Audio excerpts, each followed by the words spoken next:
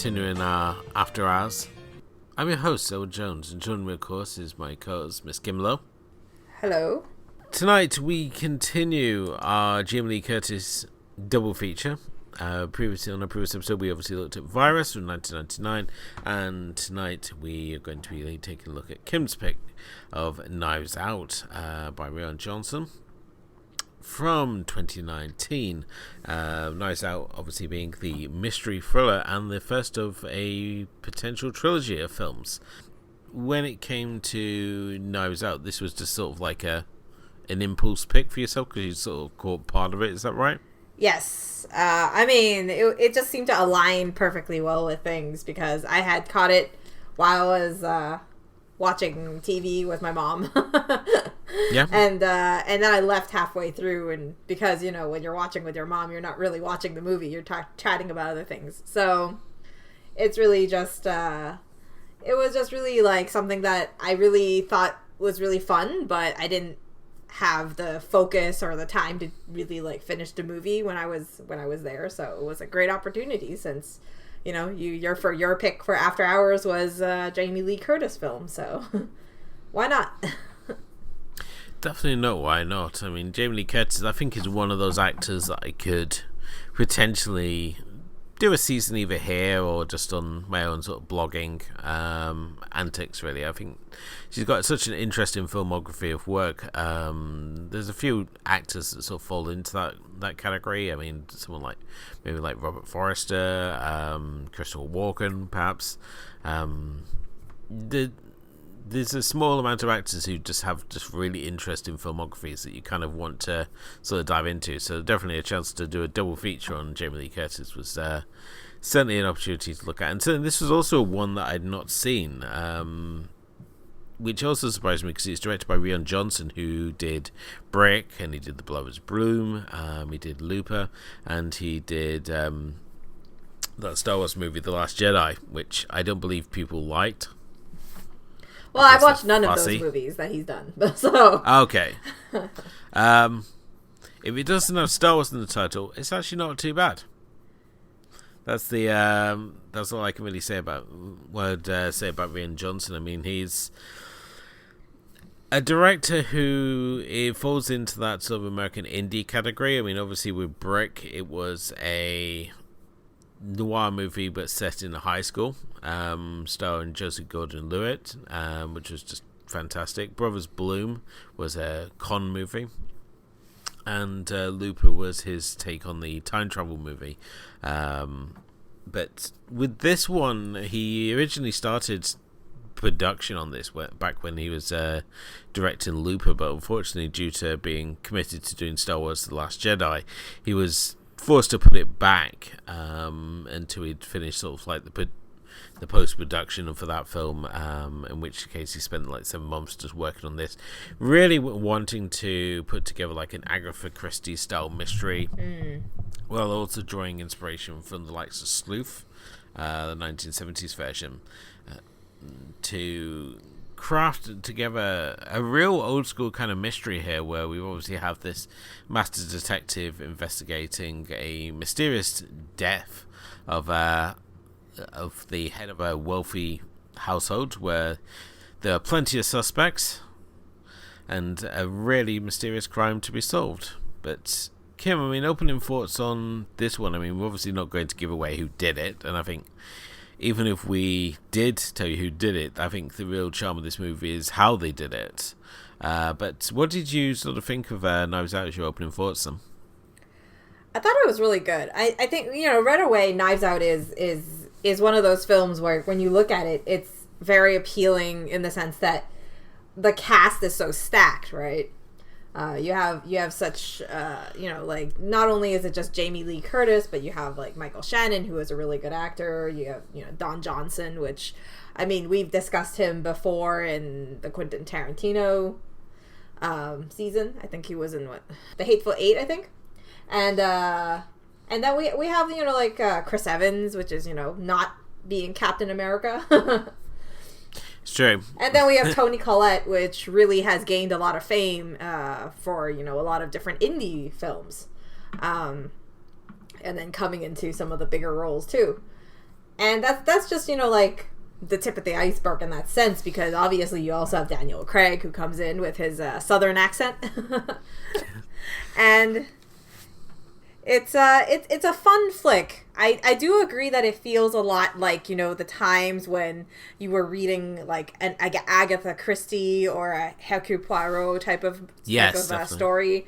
And it's very fun because you have so many people who are suspects and possibilities of what's happening. And the Daniel Craig character who plays Benoit Blanc is pretty much like a Hercule Poirot. He's very, he's sitting in the background and he's just really observing and being very, sly about the whole thing. And it's very, very fun to watch the whole thing unfold, pretty much. Oh, definitely so, and I think you really sort of hit it on the head with it when you said when you compared him to obviously Poirot. It's very easy to look at this and then look at the most recent adaptation of Murder on the Orient Express and see a lot of similarities here. And certainly, I think it was his character which put me off watching this when it originally came out, because obviously the accents focus on Daniel Craig doing that southern accent, and I was like, oh god, they're just going to really overplay this. But it's actually a much more subtle performance than I was expecting it to be. It wasn't like we're doing some version of the old southern lawyer thing where it's all like, oh, I hope I don't clock up.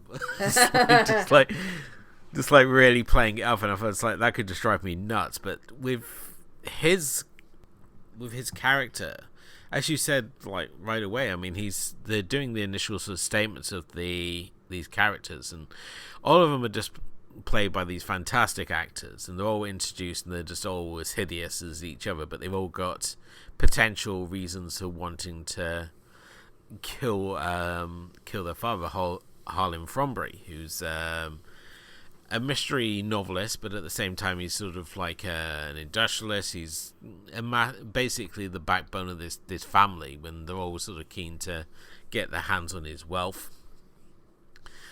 And when he's giving the statements, he's just there sitting in the background. He occasionally presses a key on the piano, and you can see him in the background. He's not at the forefront. He's right behind the two detectives, and you just see that he's just sitting there listening. He's working these people out and just getting a feel of who they are before sort of launching into action and starting his own investigation. So it's great the fact that it doesn't just go straight into introducing this big character, and instead focus on introducing all the supporting characters in this play first, before sort of obviously letting him get on with doing the dramatic detective thing.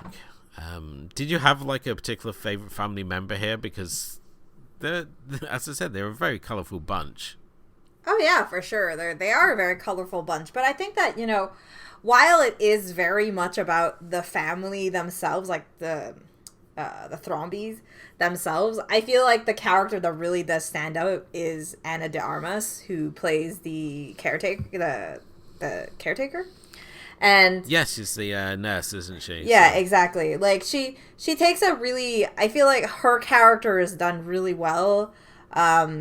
I mean, I think it's really nice to see, Toni Collette playing the role that she did, because it's kind of like this, a bit of a, I don't know, ditzy type of person. I don't know, a little bit ditzy. But you also, I mean, I really do, I can never pinpoint where I've seen, Don Johnson, but I always enjoy what he does. Oh yeah, Don Johnson, I mean, he was in Django Unchained. Ah, that's it. That was Django Unchained. That was covered. Yeah. But if you watch a lot of 80s TV, he was in Miami Vice as Crockett. I think it's mostly from the Quentin Tarantino stuff. Just from the Tarantino. Yeah. But I don't know. He's probably popped up in other places. I didn't really look very deep into it. But because I really feel like a lot of the characters here don't really have this shining moment because there's so many of them, right? Yeah. and it's spread so thin even through a 2-hour runtime. But the runtime is also done really well because it's almost like you're reading a book. It's like it's in scenes, it's in chapters.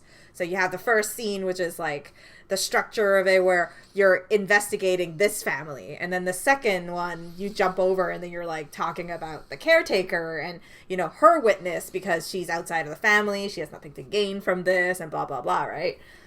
And then that's when the whole investigation starts. And then you have like the third part, which is kind of like the big reveal. Like as they work towards the big reveal, like these suspects are starting to come out. So, you know, it feels like there's so much stuff going on, but it circles around this key person. And that's the caretaker. And as, you know, she teams up with Benoit Blanc to do this whole thing, like to do the whole mystery uncover, it kind of like, you know, you kind of start seeing these pieces that aren't as apparent as it seems, you know, like slowly who did it, who didn't, it becomes a little bit more apparent. Even like there are hints of, you know, like that you know, classic twist that happens of in these like, you know, these type of styles of mysteries where, you know, there's always a twist. It's never who you think it is. It's always someone unexpected with a plot and a twist type of thing, you know? Oh, definitely so. And I think the really clever thing with Knives Out around the halfway point is that it sells you on a truth, but it's, as I said at the same time, it's really sort of a misdirection away from who's really responsible. So you think you've like that, oh my god, they've like given away who it is, but at the same time, and so you're following this character in what appears to be them trying to cover their tracks, but at the same time, it's really when we get to the end, and it's only like, no, this was just like we were basically distracting you over here when it was really this person you should have been watching, which I think was just which is a really, really clever just way of doing it. And I think this is something we've seen time and time again with Johnson's work, is the fact that he's a sort of director or writer, depending on which way you want to view it, is someone who can write a really good twist in his work. I mean, we saw it with Brick, where he was doing the noir thing, but to put it in a high school setting, and we saw it in The Brothers Bloom, which again was about the long con. And even with Twist, even Looper had its twist to it, but these weren't sort of like the M. Night Shyamalan sort of like type of twist where it sort of like feels kind of cheap and overworked. These are just really well written sort of twists, and I think they're very sort of fitting of the style of mystery that he's trying to emulate, in this case certainly Agatha Christie. I mean, when we look at these characters, and certainly when you look at the actors playing them, I mean, obviously when we got like Jamie Lee Curtis here as like the eldest daughter, we've got Michael Shannon as the son, and these are like characters I thought, oh my god, they're going to be like really big sort of blustering performances, but they sort of like turn up, do their bit, and then they disappear again, which is just a really another great misdirect in itself. And just even like the minor characters here, like Michael Shannon's son in this one, who they describe as being the little Nazi because he's into politics. I loved all these little things, and it was almost like we were watching, and I think this might be lost in yourself because you've not really watched a lot of Wes Anderson movies, but it felt like I was watching a Wes Anderson film with just a mystery, because there's so many sort of elements of the style there. Certainly when you look at this location and all the minute details, I mean, it could take another rewatch just to take in all the details of this house. Like, you look on the bookshelf and there's all the little books, all the little details, the ornaments in the house, and it only like Wes Anderson like crams so much detail into his scenes and frames them, these details, the way that we're seeing Johnson doing this movie. So I kind of regret not doing a second rewatch before we came on, just to take in all those details. But just how these characters are crafted, how it's introduced, and that, I think it was just so much more than I was expecting from this movie. It was sort of like so easy to look at it from the trailers and stuff and think, oh, it's going to be this one thing, and then to find that, you know, here we got a director who like has this amazing cast but doesn't feel the need he has to overwork and include everyone in every single scene. He's like just knows which characters he needs and the actors he needs to really portray those characters. Yeah, I mean, I like I already said before, I never watched anything else from Rian Johnson. Is that his name? Yeah. And he's just it. But to me, it's like the thing I regret is that if I knew he was such a great writer, because I think that's what I credit most of this film to. It's just really, really clever writing. And it's so rare to see someone who has that type of, talent to craft something that is able to, know exactly when to, keep someone there or pull someone out, or, like just not bank on someone because they're popular, but rather, giving that space for other characters to grow and that sort of thing. Because, I mean, he would have done really good for his own season just in, like, listening from your description of, like, the diversity of the different genres that he's worked on and stuff like that. But then, I mean, obviously, we're coming into this one, and this is going to be a trilogy, so hopefully we'll be able to cover the second and third eventually, and we'll be able to talk about that as well. Yeah, because they're heading to Netflix 2 and 3 hours, so... Okay. It's gonna be, that makes it a lot easier to watch him for sure. So yeah. I mean, it's such a. I really, like the whole film itself is crafted. I don't know. I think it's really nice. Like if you talked about like Wes Anderson being something like this, which obviously like we've already talked about that. We keep saying we're gonna do it, but we haven't done the season yet. But I've only basically watched like one Wes Anderson film ever.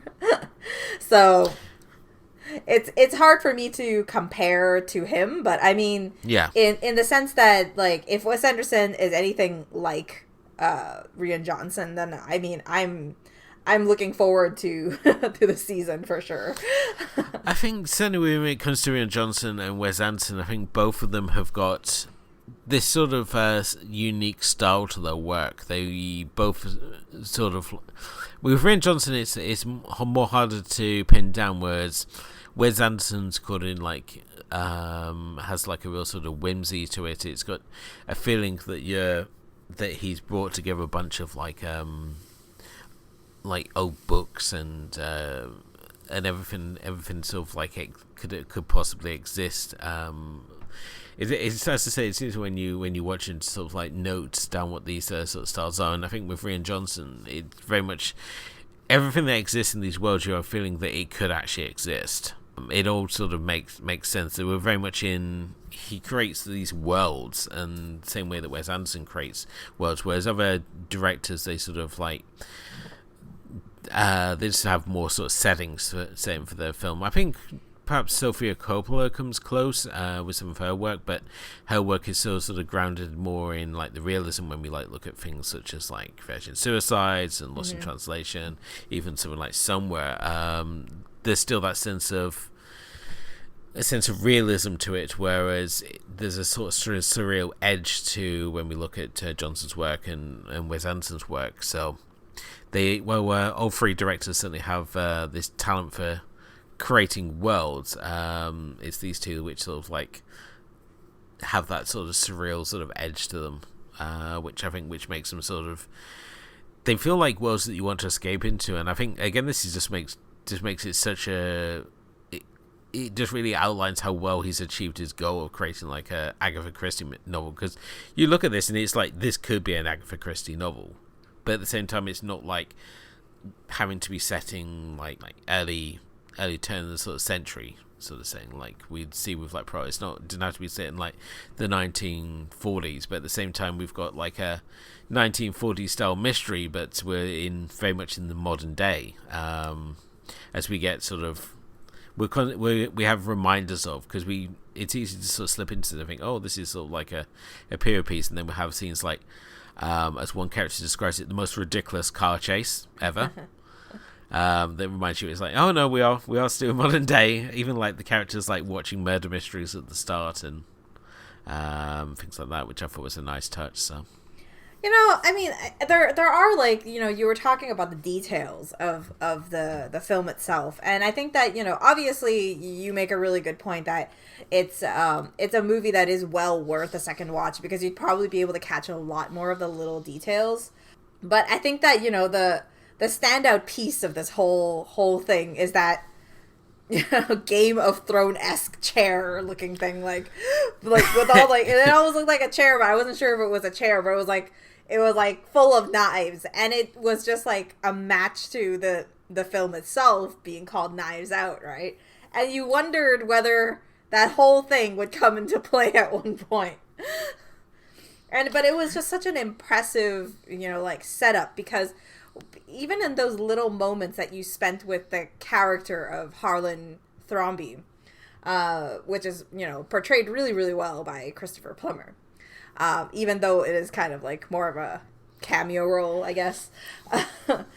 But like his character, you can really see where, there's all these like funky, like these really, really, I don't know, funky, odd pieces that are around his house, like the obsession with knives and, like different sort of things. And as he's about to meet his end, he's jotting down, this is a really good idea of how to get killed, how a murder mystery could be executed and stuff like that, and it has this kind of like dark humor to it that I kind of really like as well in certain elements, because you see these different things like, I should have taken the bends, I regret not taking my bends, or something like that. Yeah. And there's all these little things that happen, and these little things in the even like in the dialogue, and even like when you're talking about like this, I really like, I have a really soft spot for films where the writer links the beginning and the end, and in this one it does that, because the opening shot is basically with the mug which says "My house, my rules," and then we end with that same shot basically, and I think it's so impressive that they're able to integrate this into the whole thing. It's such a small little detail, but yet, like, when you see it at the beginning and the end, it's such a aha, moment. Yeah, that coffee cup alone is just such an interesting little quirk to the scene. I mean, we obviously have this huge stately home. It's got all these books, and it's got, as you said, it's got that centerpiece, which is like the Game of Thrones knives chair. And then you have like the little quirky sort of detail, like the fact he has that novelty mug that he drinks from. Then it sort of like blends in. It's like, oh look, we got secret passages here. It seems like, from what seems like stay at home, then becomes like the greatest house in the world. It's like, I just like looking at his attic office. It's like, I would love an attic office. I'm sure it would like suck in summer, but it seemed like the best thing. And the way that it's so sort of like set up. I mean, every wall is sort of like crammed with stuff. It just seemed like such a great place, and the relationship he has with his nurse, the fact that while he likes his family, he sort of knows what their intentions are, and I think his friendship with the nurse is sort of like the one person who actually just likes him for him, and you get the feeling that she might also be like secretly like part of the success of his work as a novelist. That I was just waiting to happen. It never comes out as a twist, but I was just always expecting like the reason he was so successful is because like she was the secret ingredient making all his books work. Mm-hmm. Because they as I said, it shows that they have this really in-depth sort of relationship. It goes beyond the fact that she's just a caregiver. They play like Chinese checkers, and they have long conversations, and they know a lot about each other, even up to the sort of like the final conversations they have with each other. It shows that, as you said, it's such a quirky final conversation that they have with each other. So yeah, it's just all part of, it just all adds to the charm of this movie. I think every character sort of has their place and their moment, and I think it all just works so beautifully together. So, and I think this is also the advantage of doing a film on the scale and the budget he did, is the fact that he just maximized his like control over the project. Whereas if this was like done as like a Ocean's 11 style budget, I'm sure he would have had a lot less control, and it would have been like, no, you can't have like Jamie Lee Curtis do such a small part. She has to have a bigger part, and it's suddenly everyone has like, suddenly it becomes like less of a intimate mystery and just like a crowd of people going from one location to the next because they're going to maximize everyone's screen time. So can't believe it took me so long to watch this now.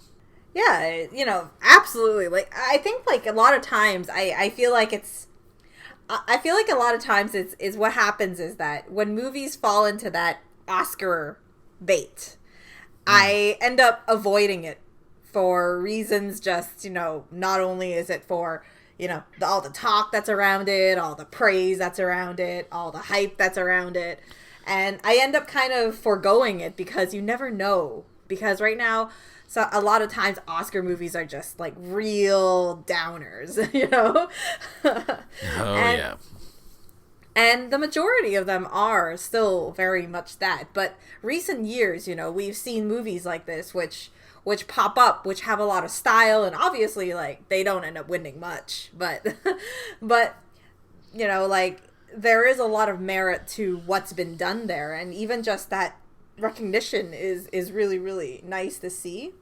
I mean, I have to say, like, this one is one of those movies that I'm really happy that I eventually caught it.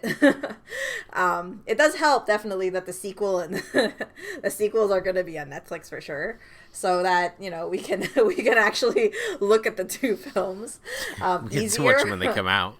Exactly.